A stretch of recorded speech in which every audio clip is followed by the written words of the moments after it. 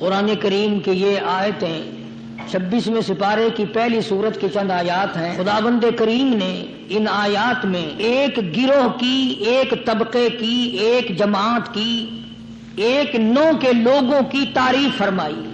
یعنی اندازہ لگاؤ وہ کتنا متبرک گروہ ہوگا جس کی خود خدا تعریف کرے۔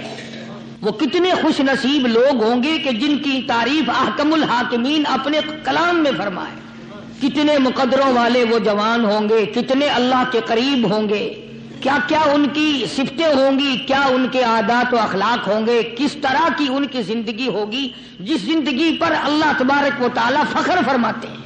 حدیث میں آتا ہے، ارشاد ہے مدنی کریم صلی اللہ علیہ وسلم کا کہ بعض لوگ اللہ کی زمین پہ چلتے ہیں، بعض لوگ اللہ کی زمین پہ چلتے ہیں اور زمین اللہ سے یہ اجازت مانگتی ہے، پروردگار اگر اجازت ہو میں اس کو نگل جاؤں، میں نہیں چاہتی کہ اس کے منحوس قدم مجھ پہ پڑتے رہیں، اجازت ملے میں اس کو لقمہ بنا کر کے نگل جاؤں، اس کو زمین کی تہ میں لے آؤں۔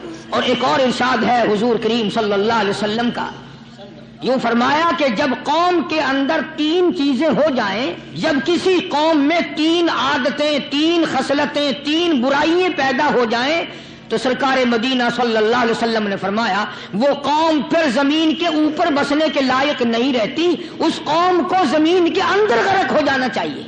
وہ کون سی باتیں ہیں؟ ارشاد فرمایا محمد عربی صلی اللہ علیہ وسلم نے کہ پہلی بات تو ان کی یہ ہے کہ جب قوم کے امیر لوگ، غنی لوگ، مالدار لوگ بخیل ہو جائیں، اللہ تعالیٰ نے جو ان کو سرمایہ دیا ہے، رب العالمین نے جو ان کو پیسہ اور دولت دی ہے، اس میں کسی غریب کا وہ حصہ ہی نہ رکھے۔ چنانچہ آج آپ دیکھ لیں فالتو لاکھوں روپیہ لگ جائے گا، لیکن کسی بیوہ کے گھر 1 سیر آٹا دینا، کسی یتیم کے سر پہ ہاتھ پھیرتا ہوا امیر آدمی شرماتا ہے کبھی میرے ہاتھ کی ہتھیلی نہ گھس جائے۔ حالانکہ ارشاد فرمایا مدنی کریم صلی اللہ تعالی علیہ وسلم نے بعد وقت ایسا قبولیت کا ہوتا ہے جو آدمی یتیم کے سر پہ ہاتھ پھیر دے محبت کے ساتھ، یہ بچہ یتیم ہے، اس کا لاڈ اجڑ گیا، اس کا مان اجڑ گیا، اس کا ابا رخصت ہو گیا، اس کو گود میں بٹھا کر پوچھنے والا چلا گیا بیٹا تو کیا چیز کھاوے گا؟ حضور کریم صلی اللہ تعالی علیہ وسلم نے فرمایا جب یتیم کے سر پہ آدمی محبت کے ساتھ، شفقت کے ساتھ ہاتھ پھیرتا ہے، اللہ پاک یوں فرماتے ہیں مجھے اپنی کبریائی کی قسم جتنے بال اس کے ہاتھ کے نیچے آ جاتے ہیں اتنی نیکیاں ہاتھ پھیرنے والے کے نام اعمال میں لکھ دی جاتی ہے۔ مگر ہمارے یہاں دستور نہیں، غریب کو مارو اور نیچا کرو اسے۔ جناب مدنی کریم صلی اللہ تعالی علیہ وسلم تشریف لے جا رہے ہیں، راستے میں کچھ بچوں کو کھیلتے ہوئے آپ نے دیکھ لیا، بڑے خوشی سے چھلانگے لگا رہے ہیں، بچے کھیل رہے ہیں، ایک بچہ دیوار کے ساتھ بالکل مونچھا غمزدہ پریشان کھڑا ہے۔ حضور کریم صلی اللہ تعالی علیہ وسلم کی نگاہ مبارک اس بچے پہ پڑ گئی، آپ نے قریب تشریف لا کر اس سے پوچھا او بچے، سارے بچے کھیل رہے ہیں تو کیوں نہیں کھیلتا؟ کہنے لگا میرا کھلانے والا دنیا سے چلا گیا، کیسے کھیلوں، ابا نہیں، اماں نہیں، ہر وقت پریشان رہتا ہوں، لوگوں کے دروازوں پہ چوکھٹوں پہ دھکے کھاتا ہوں۔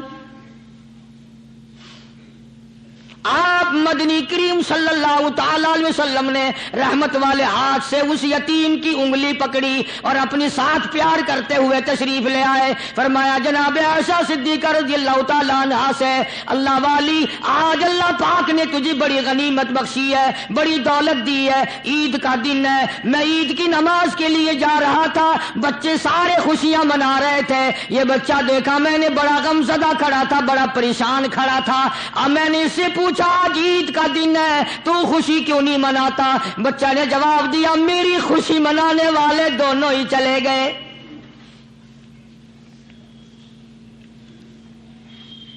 آج اللہ نے یہ موقع بخشا ہے، اسے نہلا دھلا، اس کو نئے کپڑے پہنا،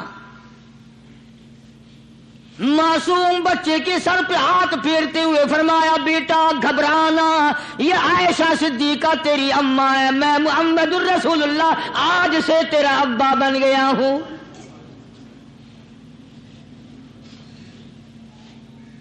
نہلایا دلایا کھلایا پلایا ہنسایا اسے بلایا ساتھ لے کر جب حضور کریم صلی اللہ تعالی علیہ وسلم ان بچوں کے پاس سے پھر گزرے جو پہلے کھیل رہے تھے. اس زمانے کے تو بچے بھی سمجھدار تھے, آج تو چٹی داڑھی والوں کو سمجھ نہیں ہے. قبر بالکل کنارے, قبر کے کنارے پہ کھڑے ہیں پھر بھی سمجھ نہیں. کسی کو حسد نے مارا, کسی کو تکبر نے مارا, کسی کو دولت کی بیماری نے مارا, اسی کو مجذوب کہتا ہے نفس اور شیطان خنجر در بغل. کوئی آدمی اپنے بارے میں اطمینان نہ کرے کہ میرا معاملہ ٹھیک ہو گیا, نہ جانے آخری وقت میں کیا بن جائے گی. ایک اللہ والے کا انتقال ہونے لگا, آخری وقت ہے. خاندان اس اللہ والے کا چاروں طرف بیٹھا ہوا ہے, مریدین بیٹھے ہوئے ہیں, اللہ والے کے چاروں طرف حلقہ بیٹھا ہوا, آخری وقت ہے. عربی زبان میں جس کا ترجمہ یہ ہے, اس کی زبان سے ایک بات نکلتی ہے, ابھی نہیں ابھی نہیں ابھی نہیں ابھی نہیں ابھی نہیں. مرنے کے بعد کسی نے خواب میں دیکھا تو پوچھا, حضرت جی دنیا درود شریف پڑھتی ہے, مرتے وقت کلمہ پڑھتے ہیں, اللہ اللہ کرتے ہیں, یہ آپ ابھی نہیں کیا فرما رہے تھے؟ تو یوں فرمایا, تمہیں کیا معلوم ہے, شیطان میرے سامنے کھڑا تھا اور کہتا تھا میں نے دنیا کو پھنسایا, دنیا کو ورغلایا, دنیا کو بہکایا, تو میرے پھندے سے پھنس گیا, تیرے علم نے تیری نیکی نے بچا لیا. تو میں کہتا تھا ظالم ابھی تو سانس آ رہی ہے, نہ جانے کیا بنے گی, ابھی نہیں ابھی نہیں ابھی نہیں.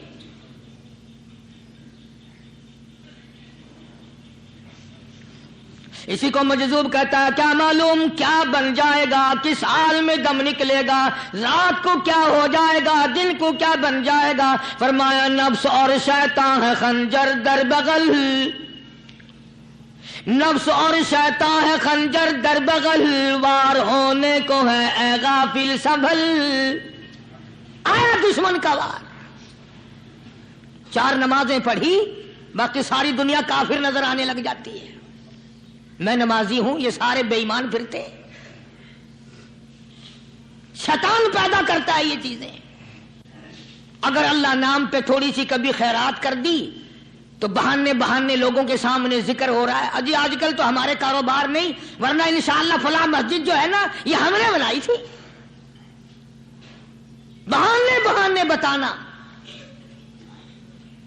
اسی لیے مجذوب کہتا ہے گھبرایا نہ کر اور اپنے آپ کو اطمینان نہ دلایا کر. کہتا نفس اور شیطان ہے خنجر در بغل, وار ہونے کو ہے اے غافل سنبھل. چلا شیطان کا خنجر, چلا شیطان کا خنجر, لگایا اس نے دو, لگایا اس نے دو. لوگوں کا خیال یہ ہے کہ شیطان صرف وہ, شیطان کے بہکائی میں وہ آدمی آتا ہے جو کسی کو قتل کر دے. لوگوں کے نزدیک صرف زنا کرنا گناہ ہے, قتل کرنا گناہ ہے, چوری کرنا گناہ ہے, ڈاکہ مارنا گناہ ہے, اور چوتھی چیز گناہ ہی کوئی نہیں. حضرت عثمان غنی ذی النورین رضی اللہ تعالی عنہ کی مبارک مجلس ہے, صحابہ کرام کا دور ہے, نبی کا دوہرا داماد, مجلس ہے عثمان ذی النورین کی. ایک آدمی مجلس میں آ کے بیٹھا, حضرت عثمان کی مجلس میں ایک آدمی آ کے بیٹھا تو حضرت عثمان فرماتے ہیں, توجہ, حضرت عثمان فرماتے ہیں, یوں نہیں فرمایا کہ تو نے ایسا کیا ہے, اسے ذلیل نہیں کیا, بلکہ یوں فرمایا لوگوں کو شرم نہیں آتی, لوگ آنکھ کا زنا کر کے میری مجلس میں آ کے بیٹھتے ہیں, لوگ آنکھ کا گناہ کر کے میری مجلس میں آ کے بیٹھتے ہیں. تو دور تھا نا صحابہ کرام کا, فوراً چوٹ کی کسی نے کہ نبی کے بعد وحی آنی شروع ہو گئی. یعنی آپ کو کیسے پتا چل گیا کہ کوئی آدمی غلط نگاہ ڈال کے آیا؟ اس کی رستے میں نظر کہیں غلط پڑی تھی آنے والے کی, آپ کو کیسے پتا چلا؟ یعنی بات کرنے والے کو بھی دیکھو اور پھر چوٹ کرنے والے کو بھی دیکھو. تو حضرت عثمان رضی اللہ تعالیٰ عنہ نے فرمایا بھائی پاک مجلس میں اگر ایک تولا بھی کوئی پخانہ لے کر آ جائے تو بدبو تو آ ہی جائے گی نا. صحابہ کی پاک مجلس میں اگر کوئی آنکھ کا زنا بھی کر کے آیا فرمایا مجلس کے اندر بدبو پھیل گئی. تو اللہ والوں کی مجلس ہے اور اللہ والوں کی رفاقت ایک بہت بڑی چیز تھی. کبھی لوگ حاصل کیا کرتے تھے, اب تو ہر آدمی پیر ہے, ہر آدمی لیڈر ہے, ہر آدمی چودھری ہے, ہر آدمی بڑا بنا ہوا ہے, چھوٹا ہم میں کوئی ہے ہی نہیں. اور ان ولیوں کی بھی الگ الگ بچاروں کی رمزیں ہوتی ہیں. علماء کرام نے لکھا ہے حضرت خواجہ باقی باللہ رحمت اللہ علیہ دلی میں مزار ہے, بہت بڑے بزرگ گزرے ہیں. دیکھو میں ذکر خیر کر رہا ہوں نا, کئی لوگ تمہیں نکلتے ہوئے ٹانگے والے, گھوڑے والے, رکشے والے کہتے ہیں قاری علی ولیوں کو نہیں مانتا. میں یہ ذکر خیر ولیوں ہی کا تو کر رہا ہوں. بات صرف اتنی ہے, تمہیں اچھی لگے یہ بری لگے, میں ننگوں کو نہیں مانتا. میرے نزدیک ولی وہ ہے جس کی رگ رس سے, نس نس سے, خون کے قطرے قطرے سے, ہر ادا سے, ہر سنت سے, ہر طریقے سے محمد عربی صلی اللہ علیہ وسلم کی سنت زندہ ہوتا ہو. میں اس کو ولی نہیں مانتا جو کپڑوں سے ننگا پھرتا ہو.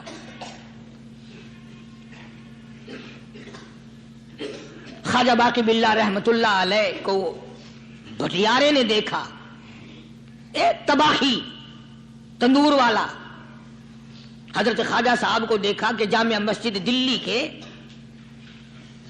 پیڑیوں پہ, سیڑھی پہ کبھی چڑھتے ہیں کبھی اترتے ہیں, کبھی چڑھتے ہیں کبھی اترتے ہیں, پریشانی کا عالم. تو تباہی تو ضرور تھا, بٹیارہ تو تھا, مگر تھا تو دلی کا. وہ سمجھ گیا کہ حضرت کو کوئی پریشانی ہے. پہنچا اور جا کے کہنے لگا حضرت کیا بات ہے, آج رات کافی گزر گئی ہے, آرام فرماؤ, کبھی چڑھتے ہو کبھی اترتے ہو, پریشانی کیا پریشانی ہے؟ فرمایا 4 مہمان ہیں, کھانا کھلانا ہے, میرے پلے کچھ نہیں. اندازہ لگاؤ, ابھی ابھی ولی یہ کہہ رہا کہ میرے پلے دھیلا دمڑی کچھ نہیں, 4 مہمان ہیں, شرمندہ ہوں ان کو کھانا کھلانے کے لیے. تو وہ کہنے لگا حضرت یہ کون سی فکر کی بات ہے, میں بھی لاتا ہوں. وہ کھانا لایا اور حضرت کے مہمانوں کو کھانا کھلایا. کھانا کھا لیا, فارغ ہو گئے.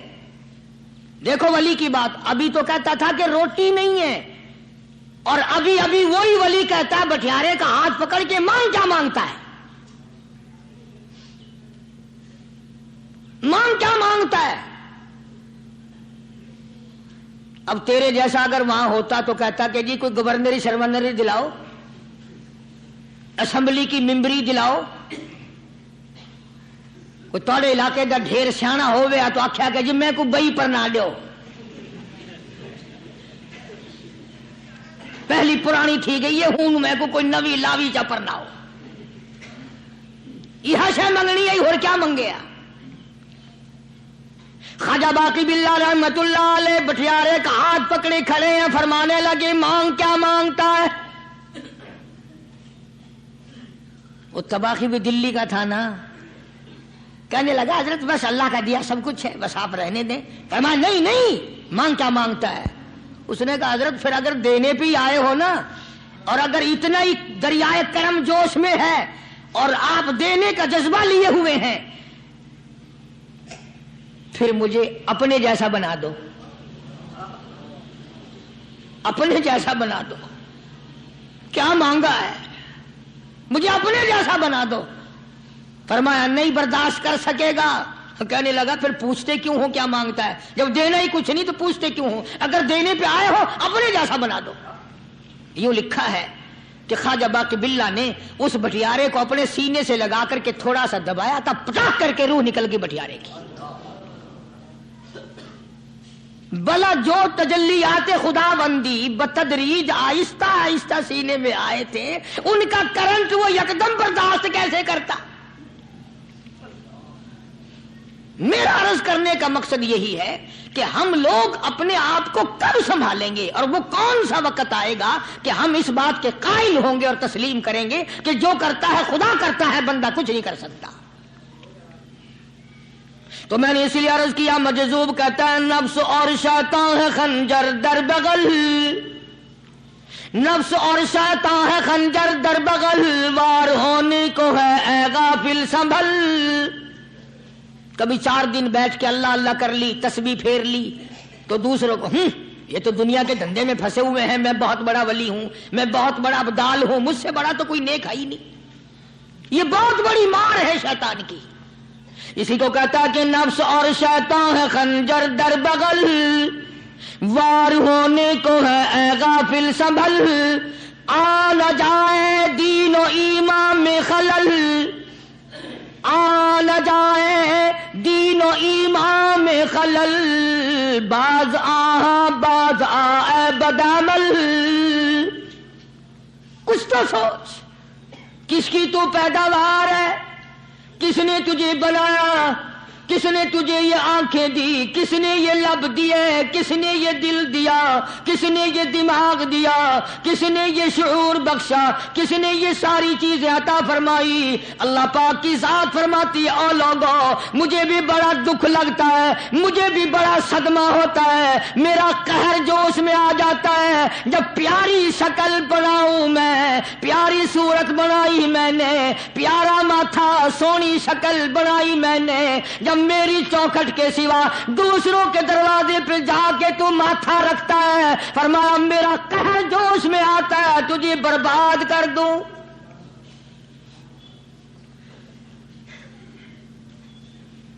سب کچھ میں نے دیا، سب کچھ میں نے بخشا، اور پھر بھی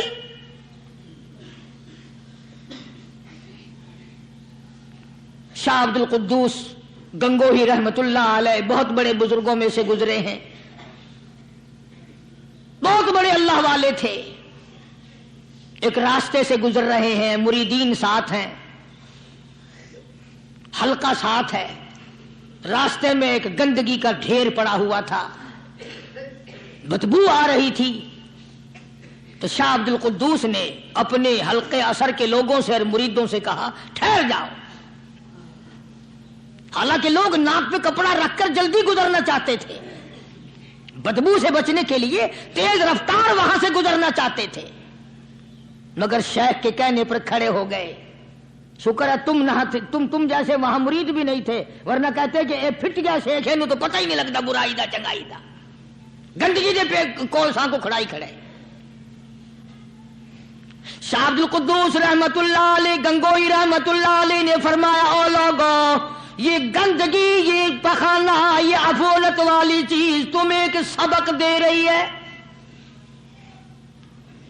وہ بڑے حیران ہوئے کہ گندگی سبق دے رہی ہے کہ ہاں یہ بدبو کا ٹھکانہ یہ سبق دے رہا ہے کہ ہاں یہ ایک سبق تمہیں پڑھا رہا ہے۔ اور وہ کیا؟ شیخ فرمانے لگے یہ گندگی تم سے کہتی ہے او لوگوں، کل سے پہلے میں مٹھائی کی صورت میں حلوائی کی تھال میں رکھا ہوا تھا، جو دیکھتا تھا اس کے منہ میں پانی آ جاتا تھا، حلوے کی صورت میں تھا، جلیبی کی صورت میں تھا، امرتی کی صورت میں تھا، اور اے گندگی کا ڈھیر لوگوں تم سے یہ کہتا ہے کل میں فروٹ والے کی ٹوکری میں رکھا ہوا تھا، اناج کی شکل میں تھا، غلے کی شکل میں تھا، پھل کی شکل میں تھا، فروٹ کی شکل میں تھا، مٹھائی کی صورت میں تھا، جو مجھے دیکھتا تھا اس کو میں پیارا لگتا تھا، میری چاہت معلوم ہوتی تھی، میری ضرورت معلوم ہوتی تھی، جو دیکھتا تھا منہ میں پانی آ جاتا تھا۔ او انسان، ایک رات تیرے پیٹ میں جانے کا اتفاق ہوا، او انسان آ دیکھ لے میرا کیا حال بن گیا۔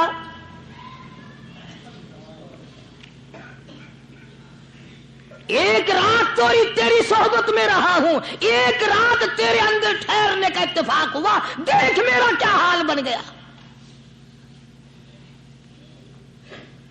ہر شخص مجھ سے نفرت کرتا ہے، مجھ سے بدبو کی وجہ سے نفرت کرتا ہے، ناک پہ کپڑا رکھتا ہے، میرا کیا حال بن گیا۔ اور بندے تجھے 40 50 60 سال گزر گئے، تو نے اپنے اندر خوشبو پیدا کرنے کی کوشش نہ کی، تیرا کیا حال بنے گا۔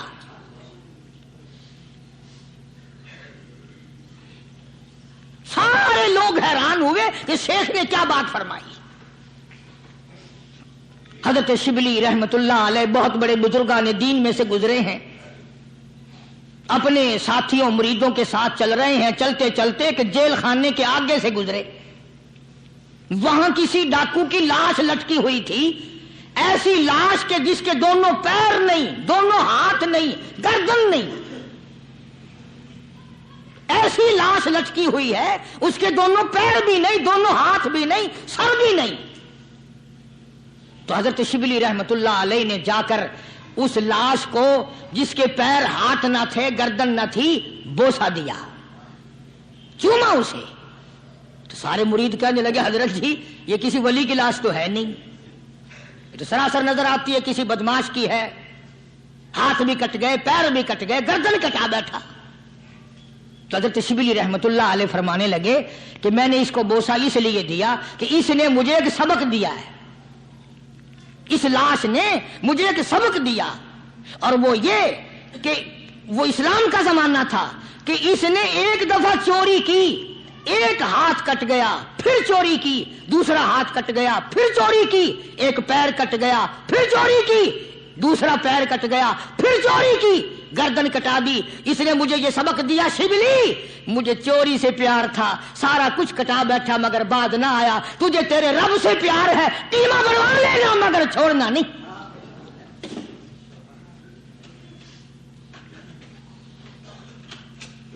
آج ہم اپنی زندگی کا محور آخر کبھی تو چیک کریں. نوجوانوں, پڑھنے والوں, سوچو تو صحیح کہ ہماری سمت کدھر کو ہے, ہمارا رخ کدھر کو ہے, سوچ ہماری کیا ہے, رفتار ہماری کیا ہے, اور ہم جا کس طرف کو رہے ہیں. اسی کو مجذوب کہتا کہ قدم سوئے مرکز, نظر سوئے دنیا. قدم سوئے مرکز, نظر سوئے دنیا. کدھر جا رہے ہو, کدھر دیکھتے ہو. روزانہ قدم بقدم قبر کے قریب ہو رہے ہیں, قبر کے نزدیک آ رہے ہیں. ایک ایک قدم ہمارا آگے سے آگے, آگے سے آگے بڑھ رہا ہے, اور نظر ہماری اوپر اوپر چلی جا رہی ہے. اس سے بڑا بن جاؤں, اس سے بڑا بن جاؤں, اس سے بڑا بن جاؤں. حضرت شیخ عطار فرید الدین رحمت اللہ علیہ بہت بڑے بزرگان دین میں سے گزرے ہیں. اسی بات کو نقشہ کرتے ہوئے فرماتے ہیں کہ مرد راہ راہ بوریا قالین بہود, مرد راہ راہ بوریا قالین بہود, زاں کے خستش عاقبت بالین بہود. اللہ والے کے لیے یہ چٹائی, یہ کھجور کی چٹائی, قالین ہے, غلیچہ ہے, صوفہ سٹا ہے, یہی تخت شہنشاہی ہے. کیوں؟ اس لیے کہ آخر کار سرانا جو ہے وہ کچی مٹی کا بننا ہے. اور شیخ نے بڑی عجیب بات کہی آگے چل کر, کہتا ہے کہ خرقہ پشمینہ را بردوش کن, خرقہ پشمینہ را بردوش کن, شربت ادنا مرادی نوش کن.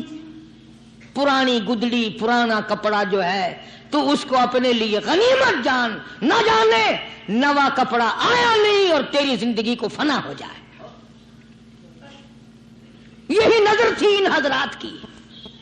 جناب ابو بکر صدیق سبقہ رضی اللہ تعالی عنہ خلیفہ بلا فصل ہیں, امیر المؤمنین ہیں, مدنی کریم صلی اللہ تعالی وسلم کے جانشین ہیں, حضور کے سسر ہیں. آخری وقت ہے جناب ابو بکر صدیق رضی اللہ تعالی عنہ کا, بالکل آخری وقت ہے.